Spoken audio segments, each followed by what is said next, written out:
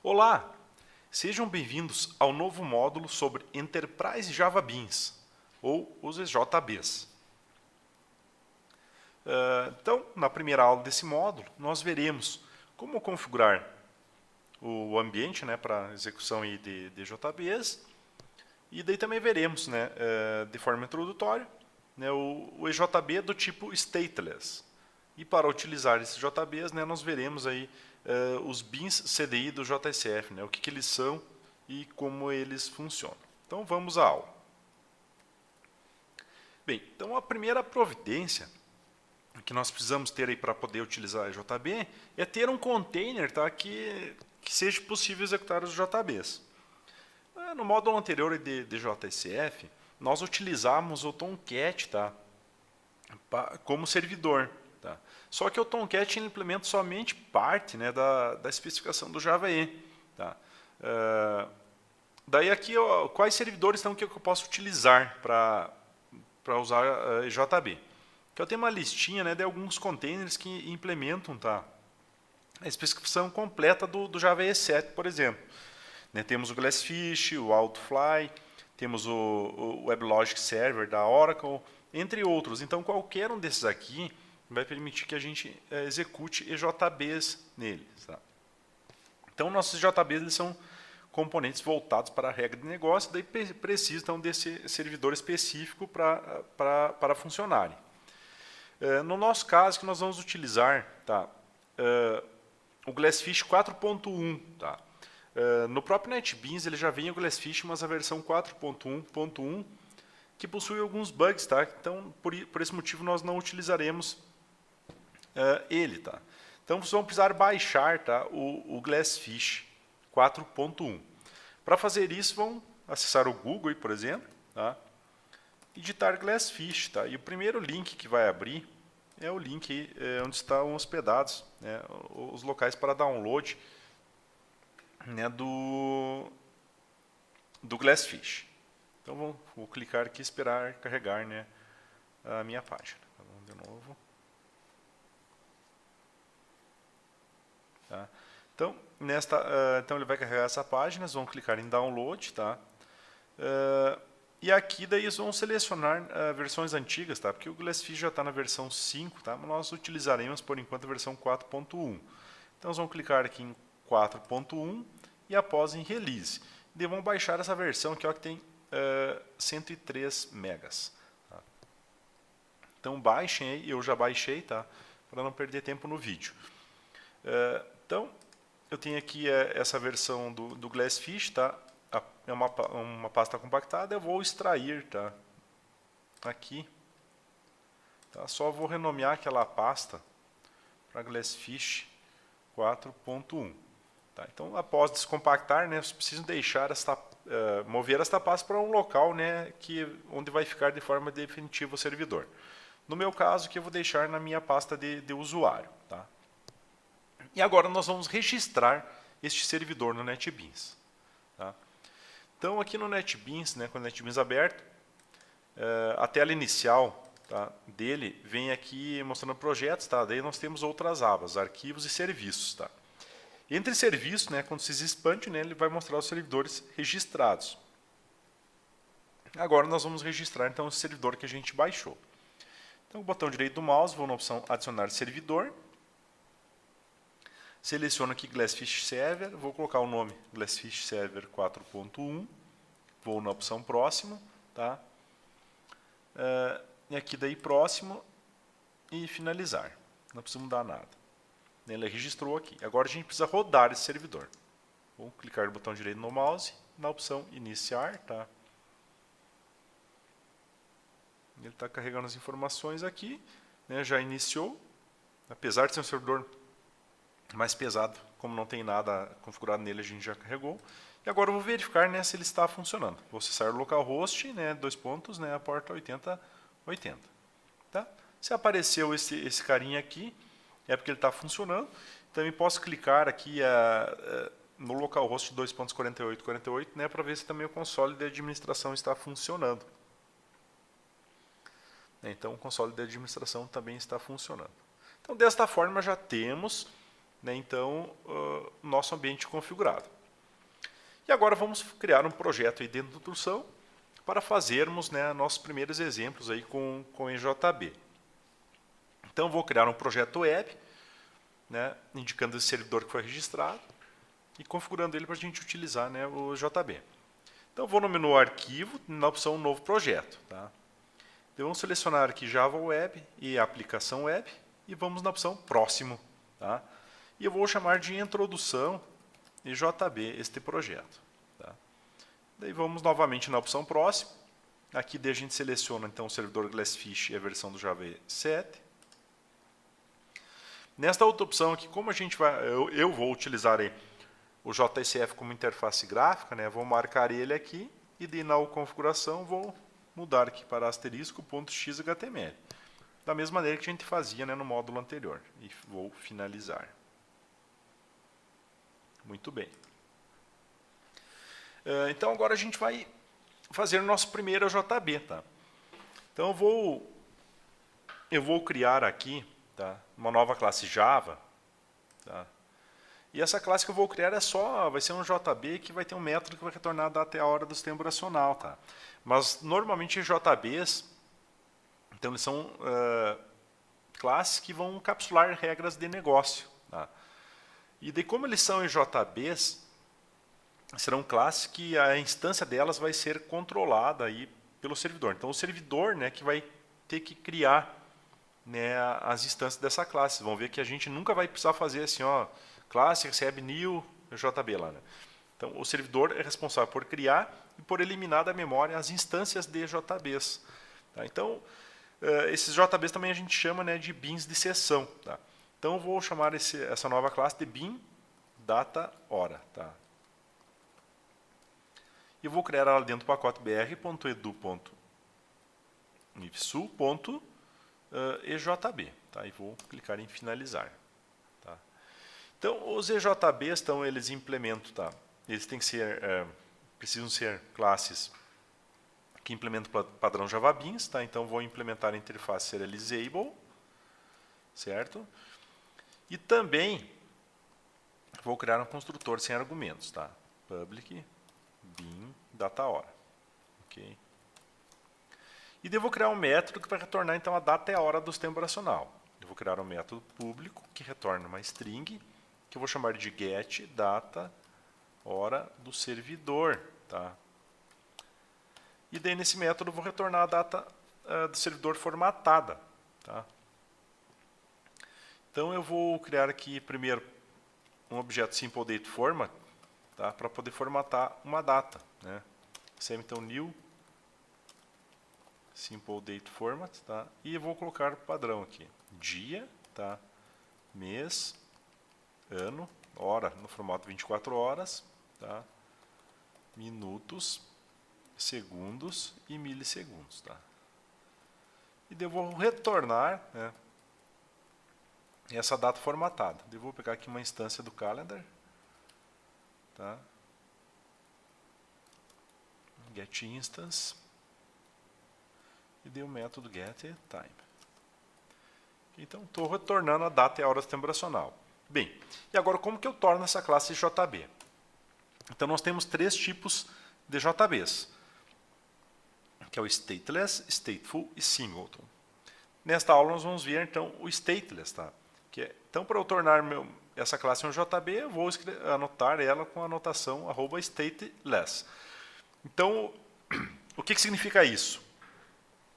Que essa classe aqui, o servidor vai instanciar, tá? E quando eu tenho uma classe @stateless, eu não guardo, né, o estado conversacional com o cliente.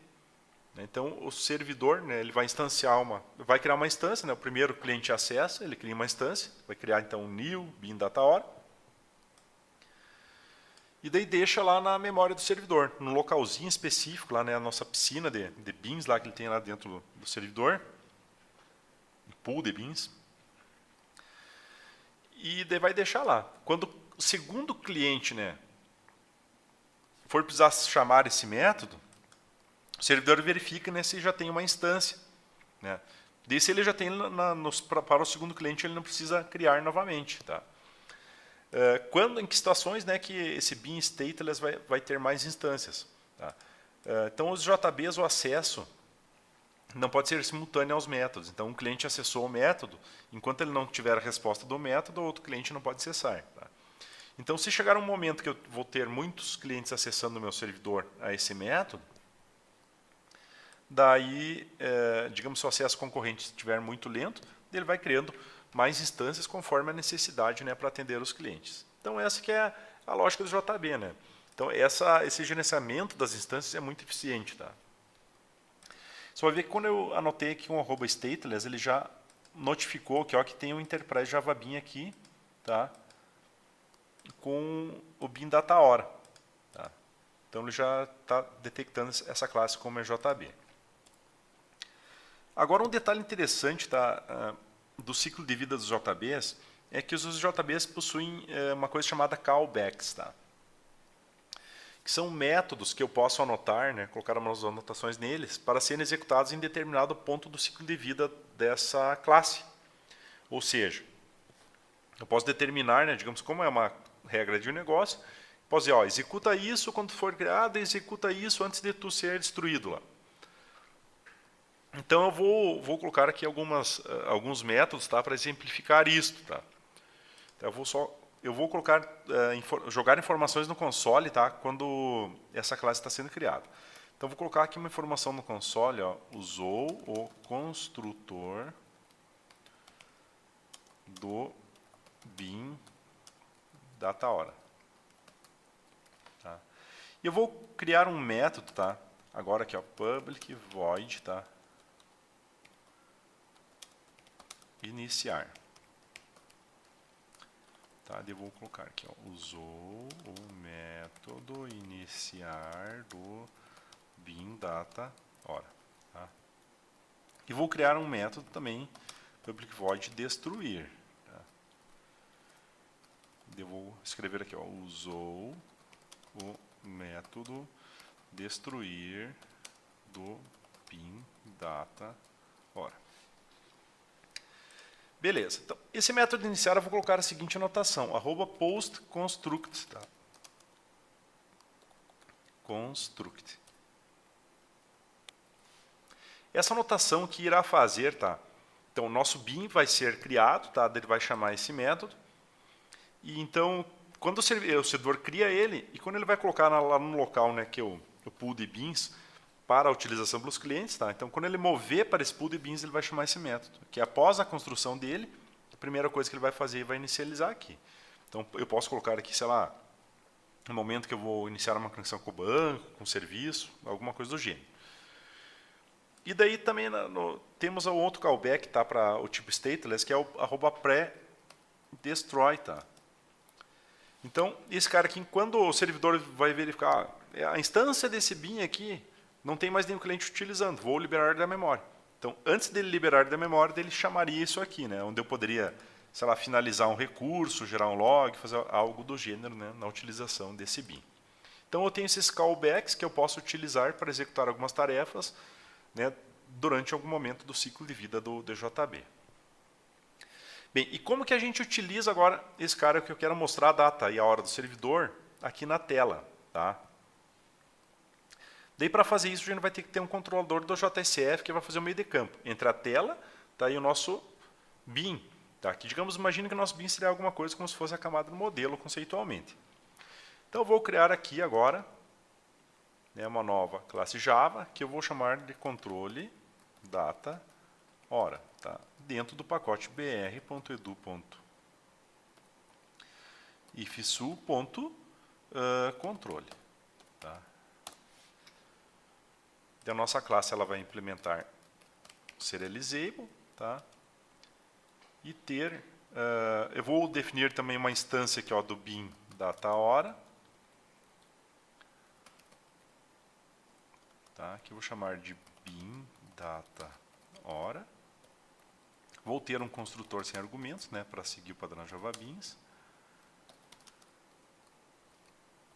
E daí vou encapsular os atributos, né? Vou refatorar, encapsulo, né, no caso, um campo. E agora vamos vamos ver uma coisa diferente também. Antes, no controlador do JSF, né, para a gente definir ele, nós usávamos uma notação @managedBin, tá? Que da instância ali desse managedBin é controlado pela especificação do JSF, tá? Agora eu vou passar para o servidor, tá? O gerenciamento das instâncias também dos meus controladores. E para fazer isso eu vou colocar uma notação @named, tá? Que daí isso vai possibilitar algumas coisas a mais para nós, que nós veremos na próxima aula. Daí o valor eu vou colocar então o nome que eu vou usar para chamar na tela, controle data hora, tá? E daí eu também tenho que definir, né, o ciclo de vida desse controlador.